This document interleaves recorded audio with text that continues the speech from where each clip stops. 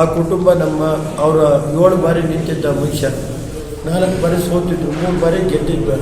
ಅವ್ರಿಗೆ ಕೊಡದಲ್ಲಿ ಗೆಲ್ಲೋ ಕುದುರೆ ಕೊಟ್ಟಿದ್ರೆ ನಾಳೆ ದೇವೇಗೌಡರ ಕುಟುಂಬ ಅವ್ರಿಗೆ ದುಡ್ದಂತ ಬಿಟ್ಟು ಗೆಲ್ಲೋ ಕುದುರೆ ಕೊಟ್ಟರು, ನಾವು ಗೆಲ್ಲೋ ಕುದುರೆ ಹುಡುಕಿ ಕೊಡ್ಬೋದಾಯಿತು. ಈಗ ರಾಜಲಕ್ಷ್ಮಿ ನಗರದಲ್ಲಿ ಗೆಲ್ಲೋ ಕುದುರೆ ಅಂತೇಳಿ ಕರ್ಕೊಂಡವರು, ಅದು ಮುಗುರಿಸ್ತು.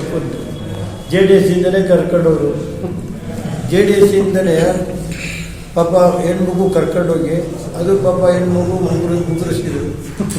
ಅದೇ ಥರ ಸಿರಾದಲ್ಲಿ JDSನಲ್ಲಿ ಇದ್ದಂತೆ ಲಾಸ್ಟ್ ಟೈಮ್ ಅವ್ರು ಡಿವೈಡ್ ಮಾಡಿದ್ರು, ಅವ್ರು ಕರ್ಕೊಂಡು ನಾವೇನಾಯಿತು ಕೊಡ್ದು ಹೋಗಿದ್ರೆ ಮಾಧ್ಯಮದವ್ರು ಏನು ಮಾಡೋರು, ಅದು ಒಂದು ರಾಷ್ಟ್ರೀಯ ಪಕ್ಷಗಳ ಅಪಪ್ರಚಾರ ಅದನ್ನು ಶುರು ಮಾಡೋರು. ರಾಜ್ಯದ ಮುಖ್ಯಮಂತ್ರಿ ಮಗ ಇವತ್ತು ಚುನಾವಣೆ ನಡೆಸೋದ್ರಲ್ಲಿ ಎಕ್ಸ್ಪೋರ್ಟ್ ಇದ್ದಾರೆ, ಚುನಾವಣೆ ನಡೆಸೋದ್ರಲ್ಲಿ ಎಕ್ಸ್ಪೋರ್ಟ್ ಇದ್ದಾರೆ. 2023ಕ್ಕೆ ಈ ರಾಜ್ಯದಲ್ಲಿ ನಾನು ಈಗ ನೋಡಿದ್ದೀನಿ ಎಲ್ಲ, 23ಕ್ಕೆ ಚುನಾವಣೆ ನೇತೃತ್ವ ಅವರೇ ವಹಿಸ್ಕೊಡೋದು ಒಳ್ಳೆಯದು. ನಾನು ಮೋದಿಯವರಿಗೆ ಮನವಿ ಮಾಡೋದಿಷ್ಟೇ, 2023ಕ್ಕೆ ಮುಖ್ಯಮಂತ್ರಿ ಮಗ ಚಾಲಕ್ಯ ಇದ್ದಾರೆ ಚುನಾವಣೆ ಇದರಲ್ಲಿ. ಅವ್ರು ಹೋದ ಕಡೆ ಶ್ರೀರಾಮುಲು ಹೇಳ್ಯಾರೆ, ಅವ್ರು ಹೋದ ಕಡೆ ಎಲ್ಲ ವಿಜಯ ಸಂಕೇಶ ಅಂತಿದೆ, ವಿಜಯ ಸಂಕೇತ ಅದನ್ನು ಬಾರಿಸೋಕ್ಕೆ ಅವರಿಗೆ ಒಳ್ಳೆಯದಾಗಲಿ.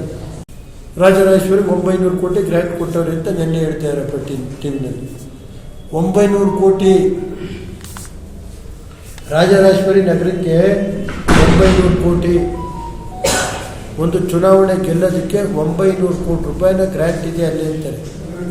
ನಾನು ಹೇಳೋದು 224 ಕ್ಷೇತ್ರದಲ್ಲಿ ಈಗ ಸುಮಾರು 104 ಕ್ಷೇತ್ರದಲ್ಲಿ ಅಪೋಸಿಷನ್ ಇದ್ದಾರೆ, ಅಪೋಸಿಷನ್ MLAಗಳಿದ್ದೀವಿ ನಾವು 104ರಲ್ಲಿ. 120 ಕ್ಷೇತ್ರದಲ್ಲಿ BJPಯವರೇ ಇದ್ದಾರೆ. ಅವ್ರಿಗೆಲ್ಲ 900 ಕೋಟಿ ಅಂತಲೇ ಕೊಟ್ಟಿಲ್ಲ, ಬೇಡ ಅನ್ನಲ್ಲ.